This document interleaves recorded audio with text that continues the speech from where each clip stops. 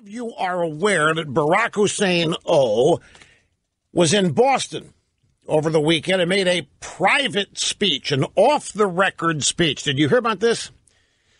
The MIT, Sloan, some sports analytics conference invited Obama to come make a speech, reflections on his presidency and thoughts on other things. And the command went out that Obama's speech was to be off the record, that nobody was to record it, nobody was to report it, even though they invited journalists in there. Nobody was supposed to leak it. Nobody was supposed to say a word about what Obama said. Now, what do you think the result of that command is? The result is that we're going to find out every word he said eventually. The best way to hype something is tell people they can't see it, can't watch it, can't have it. Apple has been doing this brilliantly with iPhones for 10 years. Here's our new phone, but you can't have it right now. We can't make enough of them. So many people want them, you can't get yours for 3 months. And they've perfected it to a marketing work of art. Same thing here. Yeah, we get Obama in there, but you can't tell anybody what he said. Why not? Well, he wouldn't come. Because he's going to say stuff in there that he would never otherwise say to anybody else. He doesn't want it known. You really expect us to believe this? You really expect us to believe in this day and age that you can tell people Obama's showing up and you can tell people they can't hear what he's going to say and then can't report what he said when they hear it? These people are not idiots. This was the best way to promote this thing. Well, anyway, it is now leaking out what Obama said. And there wasn't anything new in it. There wasn't much earth-shattering. But I do want to play for you a soundbite from it. This, as best I can tell, has not been reported, but it's also not something Obama has not said before. He has said it before. The importance here is that I think this blurb, this soundbite from Obama, emphasizes something that I want you all to always remember. And it is that the Democrats today, the liberals, the American left, however you want to categorize them, they really do blame me for busting up their monopoly. They really do blame me for being the agent of disruption that began all of this partisanship, that blew up the idea that all Americans could deal with the same set of facts every day as presented by Walter Cronkite. Was somebody, what do we do with a mixed minus in there? That's twice the Zephyr's gone down. Was it coming back immediately? All right. Okay. So we're on a third backup Zephyr now. What have we got? A DDoS going on out there? That's direct denial of service attack. At any rate, here's the bite. They really believe, Tom Daschle has said this, any number of Democrats, but they don't want to say it in public. And I'll tell you why they don't want to say it in public, because they're at the point now where they don't want to convey any degree of importance on me. Their objective, where I'm concerned, is to treat me as a been there, done that, has been.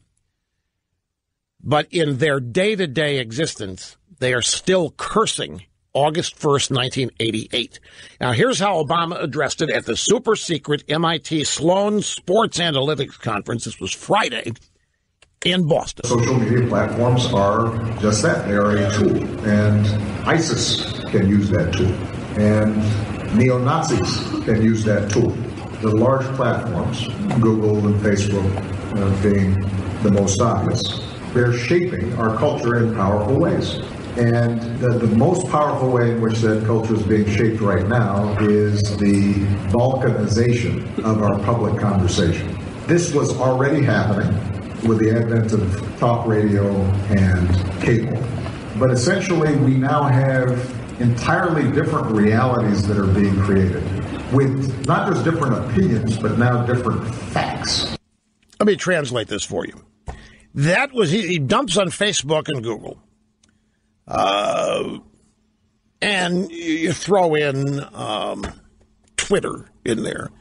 And the problem is they don't control all those things. They found out. You know what enraged these people more than anything? When they found out Trump's team outsmarted them in using Facebook. When they found out that Trump's Neanderthal team was able to use Facebook and Facebook ads to reach far more people than the Democrats are reaching, even though Google had a satellite office off of Obama's Oval Office. When they found that out, they were livid. When they found out that Republicans had learned to use Twitter to, in ways, nullify the impact that the Democrats had with it, they became livid.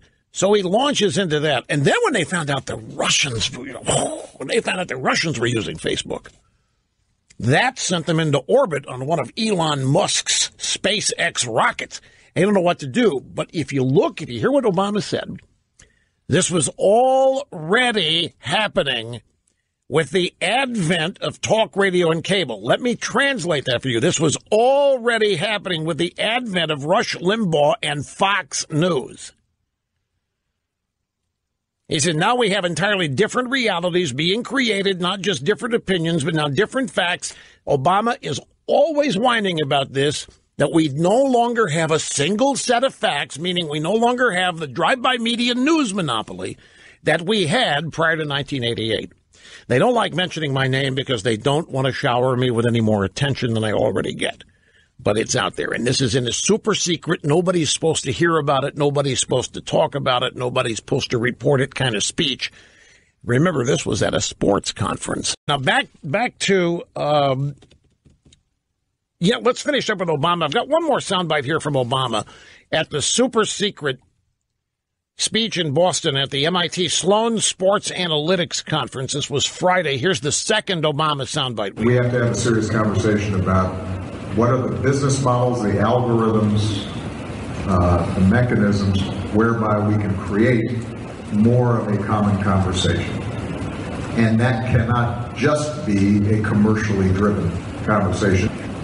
Capitalism works, and our marketplace works because there are some basic rules of the road in place that create level playing fields. All those things make the market work for everyone. Well, let's unpack this. I'm in the middle of the market. This program is smack dab in the U.S. economy. This program started in 1988. There was no funding. There are no donors here. There's no backing anywhere. There's no government involvement whatsoever. This program began in pure raw capitalism, and we were competing against everybody on the radio at 12 noon Eastern Time. And we entered a marketplace where the conventional wisdom in broadcasting was that syndicated programming in the daytime never had a chance. The belief was, at the highest levels of broadcast wizardry, that daytime radio needed to be local. The issues discussed had to be local. The phone numbers that people called to be on the programs had to be local numbers. Everything about it had to be local. So nobody thought this program would work, except I did. And so did Ed McLaughlin, who was the founder of the EIB network, the late Ed McLaughlin. And we started with 56 stations and just the limited budget that Ed had to invest in the program. And it grew. And we established this program as the most listened to radio program in America, right in the smack middle of capitalism. We didn't have any assistance. Everything that's happened on this program, we earned it. There hasn't been a single grant. There hasn't been any financial investment, support, what have you. It turns out it hadn't been necessary because we earned it. So why are we disqualified? In Obama's view, why is this program disqualified? Why is this program considered a troublemaker? Why is this program responsible for busting up the single set of facts that Americans got prior to 1988? Obama said that once. He said it 100 times. And he's not the only leftist to talk about it. And what that means is they had their news monopoly. They had a monopolized control over what you were told, what the news was, and what wasn't reported, which is just as important as what is. And it was right in the middle of capitalism that this program entered the competitive fray and triumphed. Now, what's Obama's problem with it? If you listen to this soundbite, we have to have a serious conversation about what are the business models, the algorithms, the mechanisms whereby we can create more of a common conversation. What the hell does that mean? Well, what it means is, in Obama's world, we have to find a way that we can eliminate the stuff that we don't want to hear. We have to find a way we can eliminate Fox News. We have to find a way to eliminate talk radio because it's not what we want to hear. We need a more common conversation. Translated, we need to be the ones determining what people know. And that cannot be, he says, just a commercially driven conversation. Capitalism works because there's some basic rules of the road in place that create level playing field. Capitalism is not about creating a level playing field. That is purely a liberal construct. There's no such thing as capitalism creating a level playing field, precisely because the playing field isn't level in capitalism. That meritocracy is usually the reason why capitalistic entities succeed and triumph. Level playing field. A level playing field is when some arbiter sits around and says, it's not fair that Limbaugh has that many stations, so we're going to take some of them away because the liberals can't get on them. That's what a level playing field is. That's the left wanting to control the market because they can't win in it. And that's what Obama's talking about. This program and others like it, Fox News, are the epitome of capitalism. There was an established order. There was an established media order, an established journalism order, and all of a sudden, some new entrants came into the scene and disrupted everything on the basis of what? The American consumer making a choice. American consumer wasn't fooled. The American consumer, you in this audience, have not been hoodwinked or tricked. You haven't been forced to abandon whatever you were listening to and then turn on this program. We earned that. And if we don't earn it every day, we'll lose it. I've described for you the cutthroat competition that exists in the tech world. I haven't dwelled on it because it's got some political overlay. But, man, it is bloody. The degree of competition in the tech world is it's proper. It's all legal. That's the nature of the game. There is no a level playing field. Samsung only sells in a year the number of iPhones Apple sells in a month. Well, that isn't fair. So we need to somehow do what? We either need to penalize Apple or we need to somehow subsidize Samsung. Well, that's what Obama's talking about, and that, my friends, is not capitalism. So the way the competition works, Samsung or competitors of Apple will go out and make deals, arrangements with certain journalists to constantly bash Apple, and it's up to the consumer reading this stuff to understand what's legit and what isn't. But that's the nature of the game. Liberals do not like outcomes where they lose. Liberals are obsessed that they cannot dominate talk radio. It's not that they can't dominate it. They can't even get to first base in talk radio, and it just ticks them off like you can't believe. So they're constantly whining and moaning. And we no longer have one set of facts.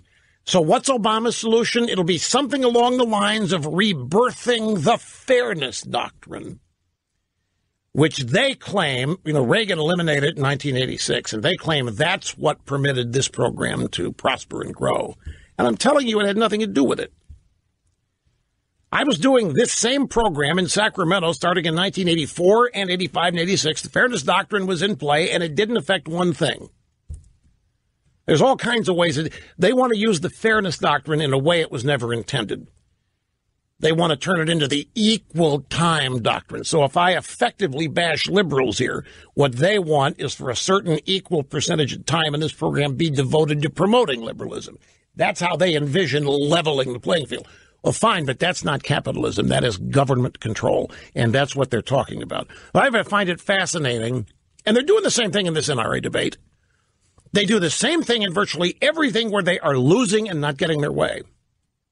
Same strategery, same structure, same objectives, same way of speaking about the people they disagree with. Racist, sexist, bigot, homophobe, white supremacist, Nazi now, murderers, and so whatever it is. Because they, in the free market, lose. In the unfettered capitalistic free market, they lose.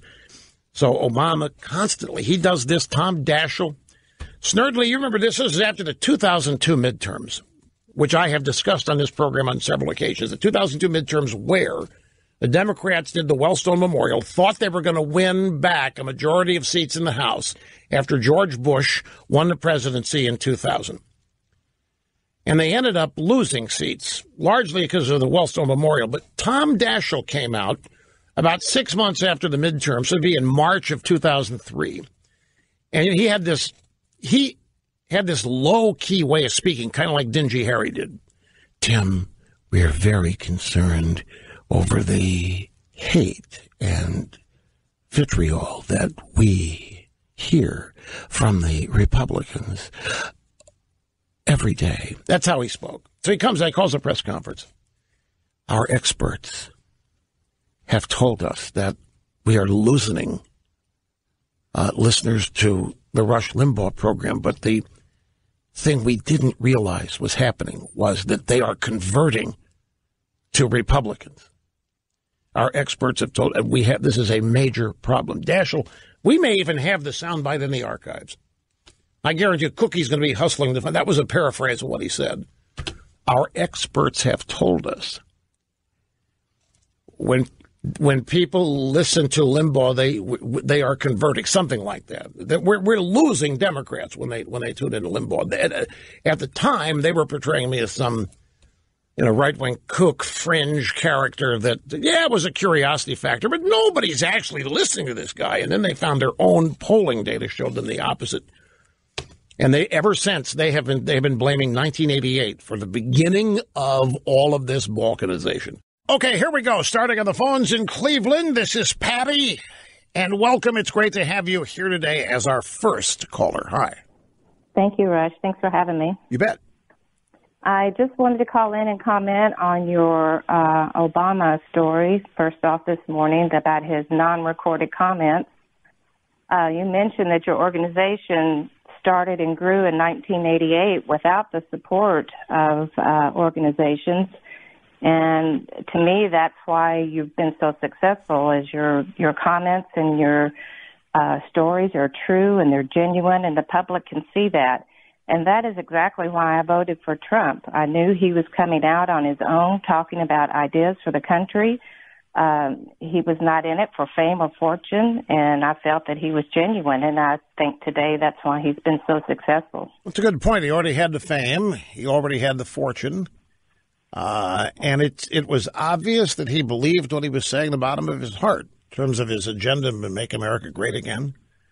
And he's been successful, and he's doing what he said he would do. And for the most part, I think the country's behind him. I'm sure there's things I don't totally agree with on everything, but he's in it for the right reason. Well, I'm sure there's things you hear on this program you don't totally agree with, but on balance... Maybe some I don't understand as well, but you do a good job explaining it. Well, that's it. You trust it, see? That's the age limit on the guns as well. I wonder if this is why he's maybe backing off of that a little bit, because he's listening to the country. He sees what we want.